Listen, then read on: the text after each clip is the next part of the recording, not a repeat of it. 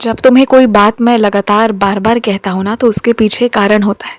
इसलिए मैं तुमसे ये कहता हूँ कि जो मैं कह रहा हूँ उसे तुम चाहो या ना चाहो, तुम्हारा ध्यान उस ओर खुद ब खुद चला जाता है और तुम बड़े ध्यान से उसे सुन लेते हो। मैं तुमसे हज़ारों बातें कहता हूँ, पर वही कुछ बात पर तुम्हारा ध्यान इसलिए जाता है क्योंकि मुझे वही कुछ बातें तुम्हें बतानी होती है। और यदि वो बात तुम मान लो ना समय रहते, तो तुम्हारा उद्धार होना तय है। अगर नहीं मानोगे तो ऐसा नहीं है कि मैं तुम्हें छोड़ दूंगा, लेकिन यही है कि थोड़ी तकलीफ़ें उठानी पड़ती है। मैं तो यही चाहता हूँ कि मेरे बच्चों को कोई तकलीफ़ नहीं उठानी पड़े। इसके लिए तुम्हें कुछ नहीं करना है, बस अपना मन साफ रखना है, रोज़ प्रार्थना करना है।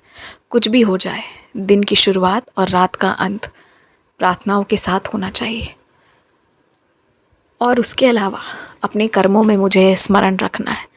और मुझे क्या चाहिए तुमसे? कुछ नहीं, तुम ही मेरे हो। अब एक और बात सुनो।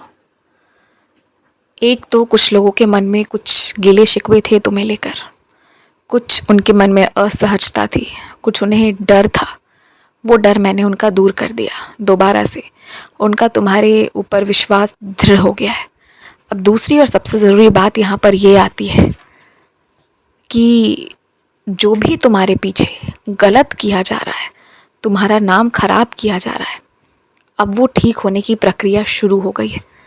तुम्हारा नाम जब खराब किया जा रहा था, तुम्हें गिराया जा रहा था, बदनाम किया जा रहा था, वो उस वक्त होना बहुत ज़रूरी था। उसके पीछे कारण था।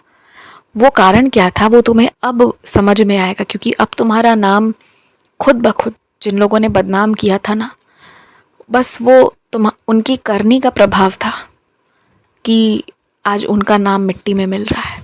वो होना बहुत ज़रूरी था, क्योंकि अगर उस वक्त तुम्हारी बदनामी नहीं होती ना, तो आज जो तुम्हारा उत्थान होगा, आज जिस तरह से लोग तुम्हारी सहायता के लिए खड़े होंगे, वो कोई नहीं होता।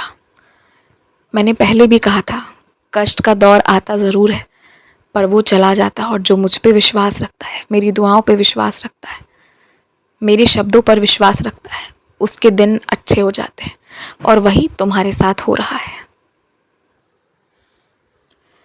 और मैं तुम्हें ये नहीं कह रहा कि तुम सिर्फ अपने बारे में सोचो, लेकिन अपने बारे में भी सोचो, वो भी बहुत ज़रूरी है।